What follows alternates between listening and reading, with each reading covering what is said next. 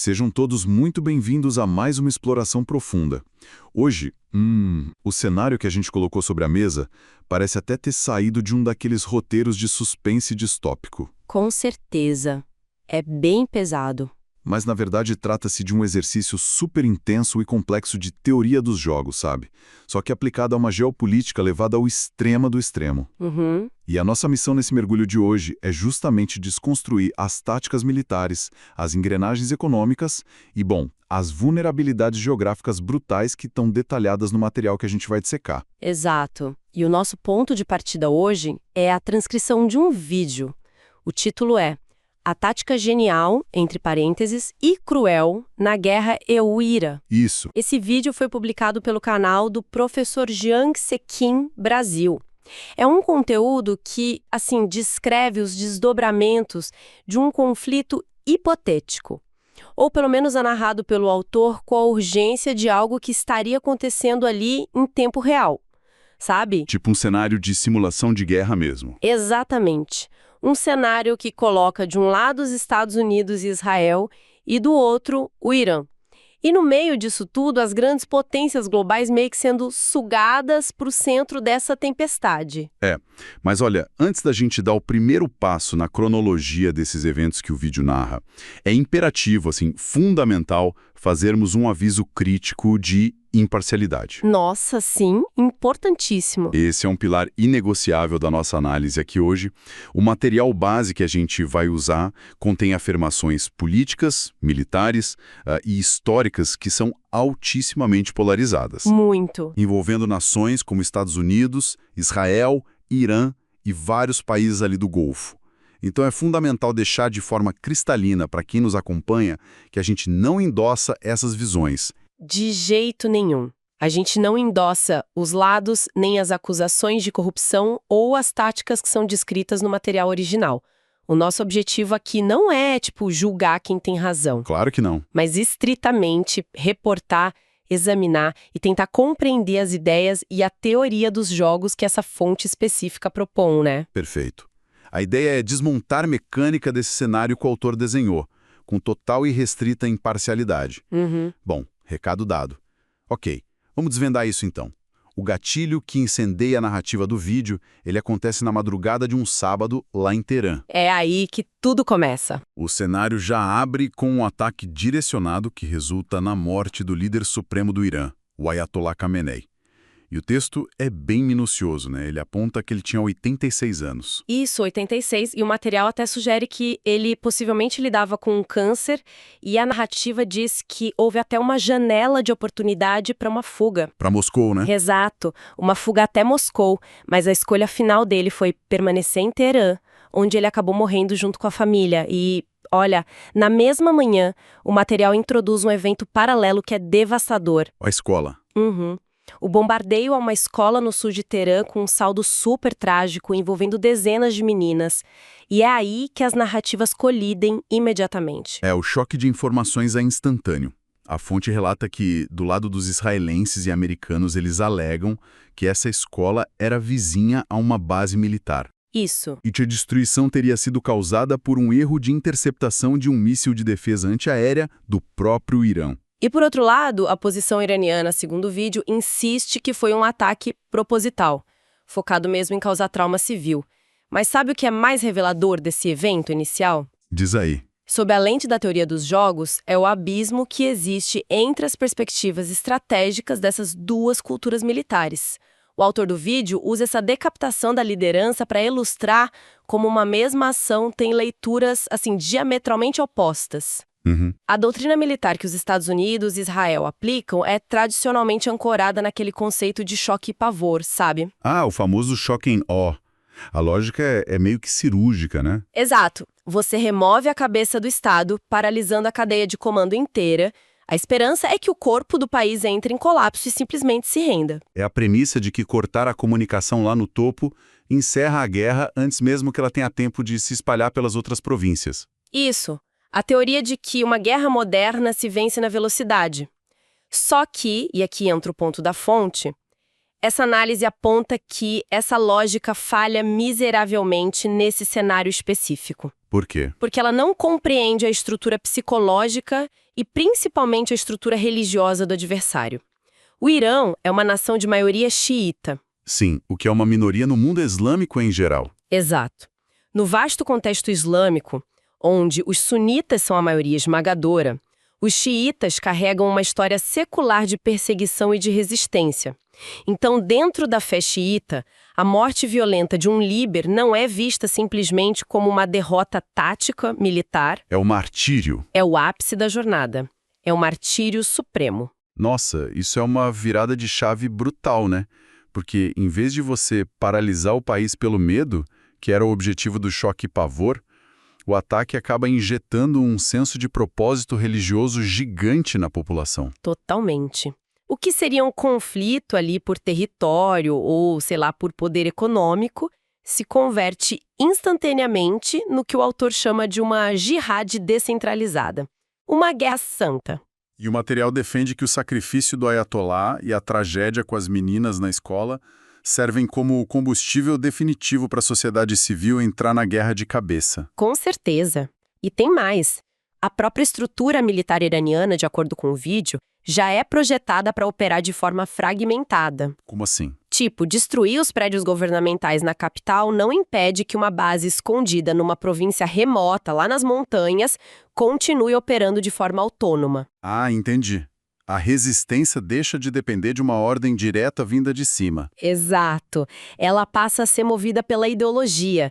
É descentralizado. E olha, essa descentralização ajuda muito a explicar a próxima fase desse cenário, que traz uma resposta que é completamente contraintuitiva. O contra-ataque. Isso. Porque a lógica militar padrão ditaria que o contra-ataque imediato do Irã mirasse Tel Aviv ou as bases americanas ali na região, certo? Seria o esperado. Mas não. O material descreve a retaliação focando em nações vizinhas supostamente neutras, que integram o Conselho de Cooperação do Golfo, o CCG. É aí que o alvo muda completamente. O alvo passa a ser o luxo e a estabilidade de lugares como Dubai, Abu Dhabi e o Bahrein. E a fonte evoca umas imagens muito fortes. Fala do fechamento caótico do aeroporto de Dubai. Nossa, essa parte é impressionante. Pessoas que são extremamente ricas, milionários, pagando somas astronômicas. O vídeo fala na casa dos 26 mil dólares. 26 mil dólares? Sim, só para conseguir um assento qualquer num voo comercial de fuga. O que, na prática, pulveriza a reputação da cidade como aquele grande porto seguro e intocável do Oriente Médio. Mas sabe por que isso acontece?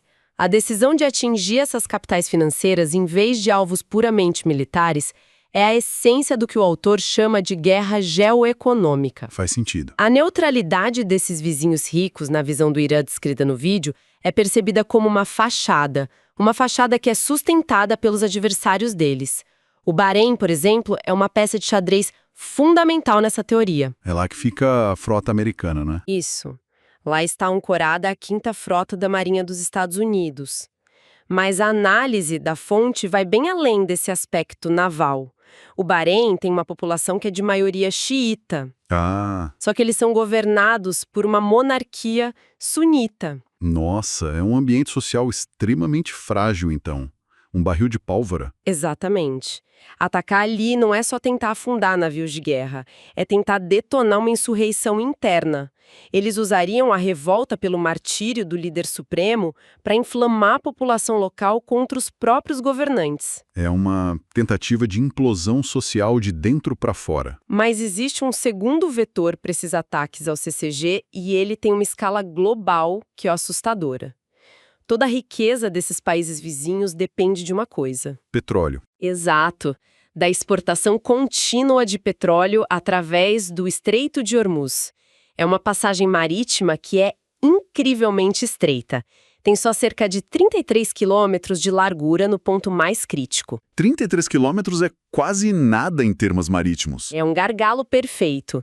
E a fonte traz umas métricas de dependência que ilustram o tamanho do risco para o mundo. O Japão, por exemplo, depende dessa passagem para 75% do petróleo que eles usam. 75%? A Índia depende de 60%, a China 40%. Ou seja, interromper esse gargalo não afeta só o Oriente Médio. Significa colapsar as indústrias inteiras da Ásia em questão de meses. E não para por aí. O impacto físico no fornecimento de energia é muito claro. Mas a conexão que o material constrói entre o petróleo do Golfo e o mercado de ações americano é fascinante. Ele introduz a mecânica do petrodólar. Essa parte me chamou muita atenção. A narrativa detalha um ciclo contínuo, né? Essas monarquias vendem bilhões e bilhões em petróleo, mas eles exigem que as transações sejam feitas exclusivamente em dólares americanos. E aí, em seguida, eles pegam essa liquidez colossal, essa montanha de dinheiro, e reinvestem. E adivinha qual é o destino desse dinheiro? As gigantes de tecnologia lá nas bolsas americanas. Exato. E aqui que a guerra se conecta diretamente aos fundos de pensão globais e à inovação em inteligência artificial. O autor do vídeo elabora essa tese de que empresas que são monumentais, tipo Nvidia, Microsoft, Apple, Google, As maiores do mundo. elas mantêm as avaliações de mercado delas que são estratosféricas, em grande parte devido a esse fluxo constante de capital soberano que vem lá do Golfo Pérsico. É uma injeção de dinheiro contínua. Sim, o argumento central da fonte é o seguinte: se o Irã conseguir desestabilizar o CCG a ponto de interromper as exportações de petróleo, ou até forçar eles a usarem esse dinheiro internamente para reconstruir as cidades destruídas, A torneira do investimento internacional seca. seca completamente. Sem esse capital contínuo, as ações dessas gigantes da tecnologia despencam. Elas arrastam junto os principais índices de Wall Street e, consequentemente, injetam uma depressão severa em toda a economia americana. Olha que loucura.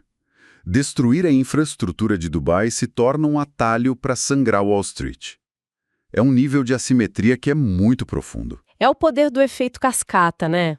E falando em assimetria, esse conceito domina a análise quando a fonte passa a contrastar a forma como a guerra é travada de fato no terreno.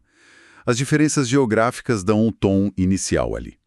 O Irã é retratado no vídeo como uma vasta fortaleza de cadeias montanhosas, Cheio de esconderijos. ideal para esconder fábricas e arsenais em túneis que são super profundos.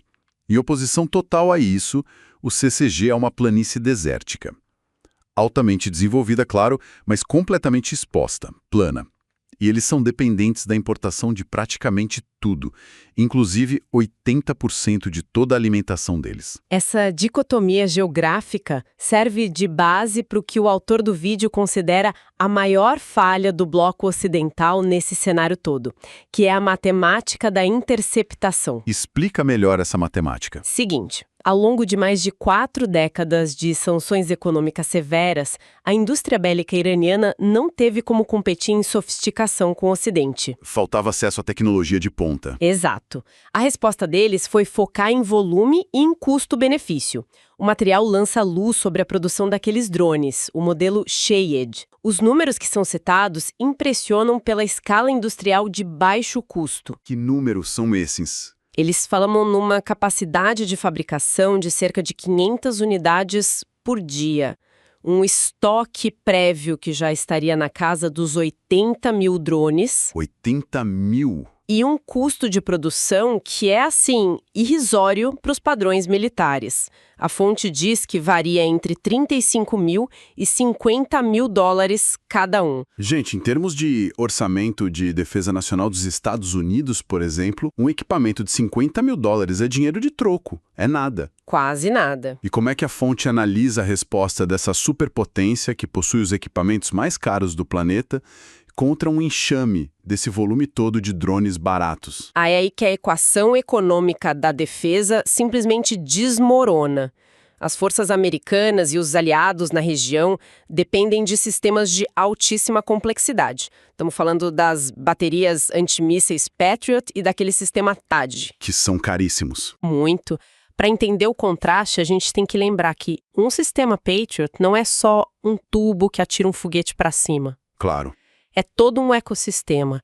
Tem radares ultra sofisticados de rastreamento, estações de controle, e os mísseis interceptadores são desenhados para abater jatos de caça voando em velocidades supersônicas ou mísseis balísticos pesados. Eles são feitos para ameaças de ponta. Exato.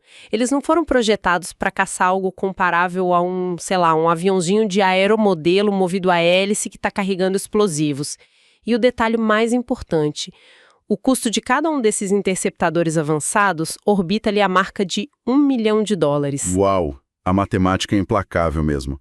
Porque você utilizar um recurso de $1 milhão para neutralizar uma ameaça que custou 50 mil, não tem como se sustentar no médio prazo. Não fecha a conta. Especialmente quando o ataque, como a fonte sugere, envolve dezenas ou até centenas de drones lançados simultaneamente para saturar a capacidade dos radares e acabar com a munição de defesa. E a fonte agrava o cálculo ainda mais. O autor argumenta que a taxa de sucesso da defesa nunca é de 100%. Muitas vezes, a doutrina militar exige o disparo de 2 interceptadores para garantir a destruição de um único alvo. Ou seja, $2 milhões para abater 50 mil. Isso. Multiplica o custo da defesa, enquanto o custo do ataque permanece o mesmo. O autor do vídeo tece uma crítica bem agressiva ao que ele define como uma mentalidade militar aprisionada lá na Guerra Fria. Como assim, presa na Guerra Fria? Ele diz que durante décadas as bases ultramarinas e os armamentos caríssimos serviam como ferramentas de dissuasão, aquela lógica de destruição mútua assegurada. De dar o primeiro tiro. Exatamente. Só que o material alega que essa doutrina criou uma dependência de contratos trilionários com a indústria de defesa. O vídeo chega até a sugerir que existe uma corrupção burocrática sistêmica nisso. É uma acusação forte. Sim. E que isso gerou um arsenal focado em exibições de prestígio, mas que na prática é letárgico e super ineficiente contra uma guerra de guerrilha tecnológica moderna, como a dos drones. É o choque entre o prestígio e o pragmatismo militar. E olha, embora os mísseis e os drones acabem roubando as manchetes, o material base dedica uma atenção que eu achei assustadora a um recurso muito mais rudimentar. Esse ponto é crucial. Porque a verdadeira arma silenciosa desse conflito, que seria capaz de colapsar nações inteiras sem disparar uma única bala na população civil, é a água. A água. A gestão de recursos hídricos é, indiscutivelmente, o flanco mais vulnerável em todo o Oriente Médio. O vídeo introduz o conceito de estresse hídrico. Que é o que exatamente? É uma métrica. Ela mede a proporção entre a água doce que uma sociedade retira da natureza para o consumo, indústria, agricultura, e o que a natureza consegue repor naturalmente. O índice global aceitável para você ter estabilidade a longo prazo é manter essa margem bem baixa. Fazer sentido ecológico. Isso. Só que o texto traz umas estatísticas que são aterradoras.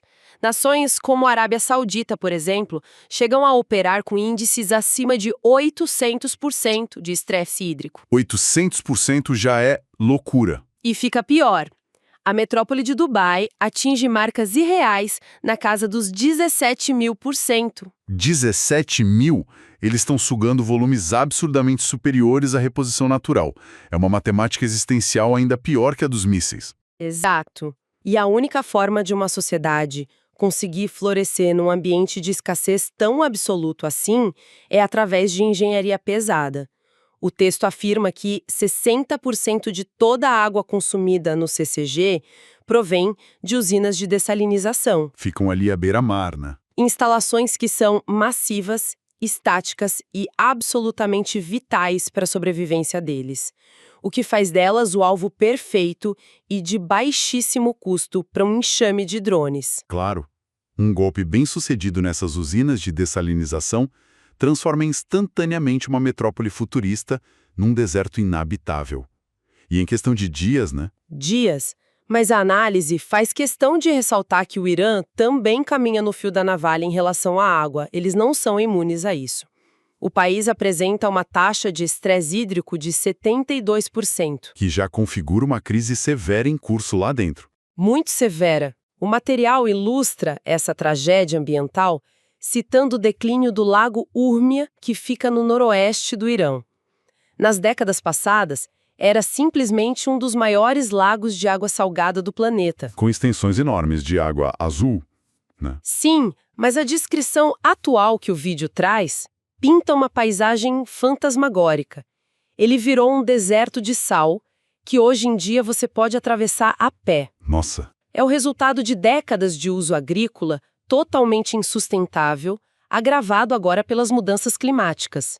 E essa fragilidade hídrica interna é exatamente o ponto de alavancagem que a tática oponente pretende explorar, segundo a fonte. É nesse ponto que a gente compreende o título do material de hoje, a ideia da tática genial e cruel. Porque a teoria sugere que a aliança liderada por Estados Unidos e Israel tem plena consciência de que invadir as montanhas iranianas por terra seria um erro histórico. Uma missão suicida, quase. Então, a estratégia descrita no vídeo evita o confronto terrestre direto. Em vez disso, foca inteiramente na destruição sistemática da capacidade do país de sustentar a vida civil. Alvejando as represas, usinas de energia, estações de bombeamento. Exato, visando um objetivo de longo prazo que é aterrador. E o objetivo final, traçado por essa doutrina, de acordo com o material, não é apenas forçar o Irã a se render ou tentar mudar o governo em Teherã. O objetivo é executar o que a geopolítica chama de balcanização. Balcanização, explica isso para quem está escutando. É assim, a nação iraniana não é um bloco étnico monolítico, sabe? Todo mundo igual. Embora o núcleo central seja predominantemente persa, as vastas fronteiras do país abrigam uma colcha de retalhos de grupos étnicos e linguísticos. Ah, entendi. Tem os curdos, os balutes, azeris, tem árabes lá também. Isso. E esses grupos, historicamente, já possuem várias tensões com o poder centralizado na capital. É como se o país inteiro fosse um espelho que já tem várias microfissuras naturais.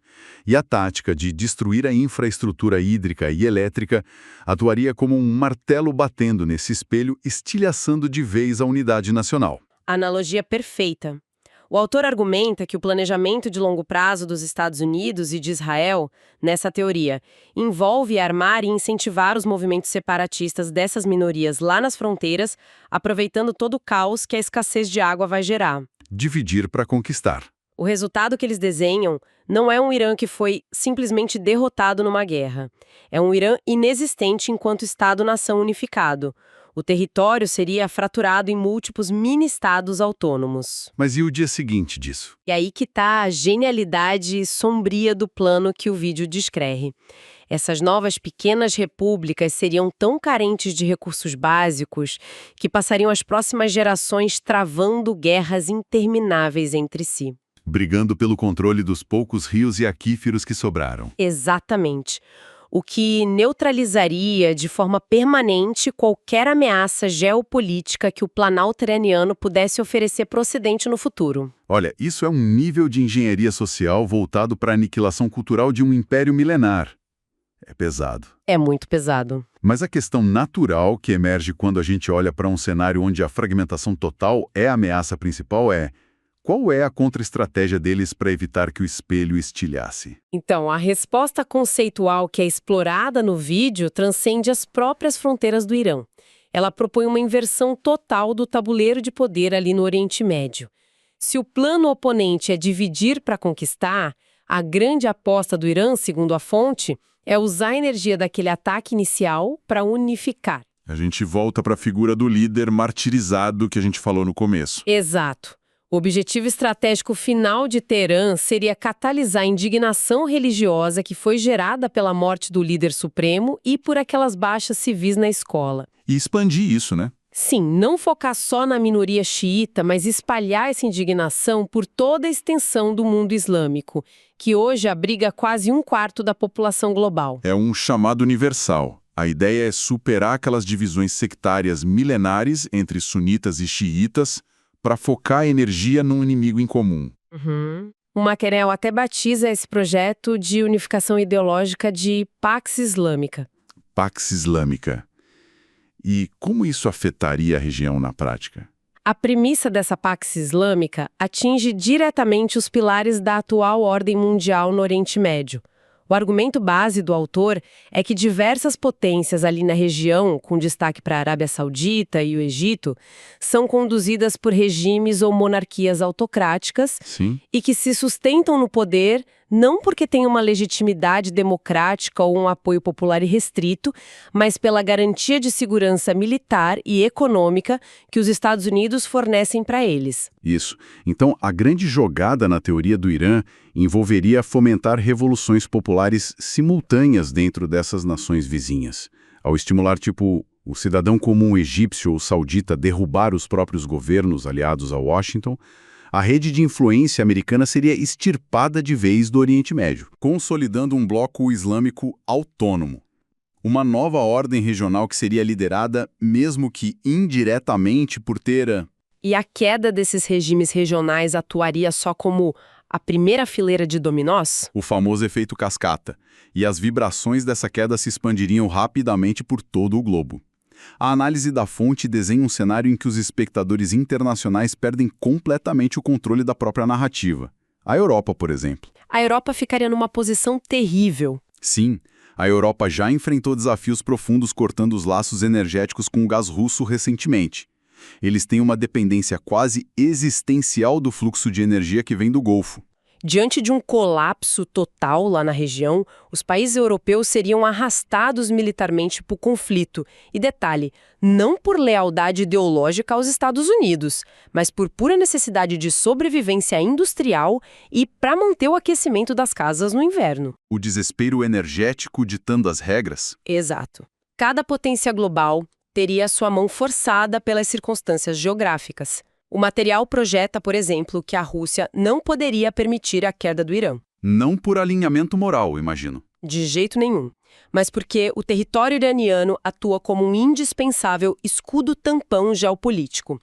Ele protege as vulneráveis fronteiras do sul da Rússia, especificamente ali o flanco do Cáucaso, contra a influência de potências rivais.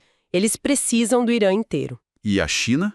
Como o vídeo posiciona a China nisso tudo? A China, como a grande arquiteta econômica do século XXI, operaria sob a lógica de uma neutralidade friamente calculada. Observando de longe. Segundo a fonte, Pequim ficaria assistindo ao desgaste econômico e militar acelerado dos Estados Unidos. Eles manteriam suas próprias rotas comerciais ativas por vias alternativas e se posicionariam como a principal beneficiária e a principal reconstrutora no dia em que a poeira finalmente baixasse. Nossa! A visão panorâmica de todo esse material, quando a gente junta todas as peças, deixa uma sensação que é quase esmagadora.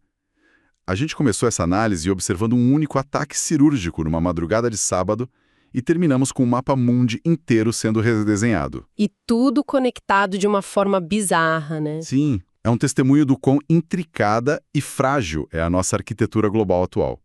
Imagina, um drone de baixo custo, fabricado de forma super rudimentar, numa cadeia de montanhas isolada, possui o potencial teórico de interromper a logística marítima de meio mundo. Secar metrópoles inteiras que foram construídas no meio do deserto. E, em última instância, implodir o valor de mercado de gigantes de tecnologia em Wall Street, que hoje são as responsáveis pelo futuro da inteligência artificial no planeta. É surreal, mas vale a pena reforçar, mais uma vez para a nossa audiência, que dedicamos esse mergulho todo a explorar os conceitos e a teoria dos jogos apresentados pela fonte, tá?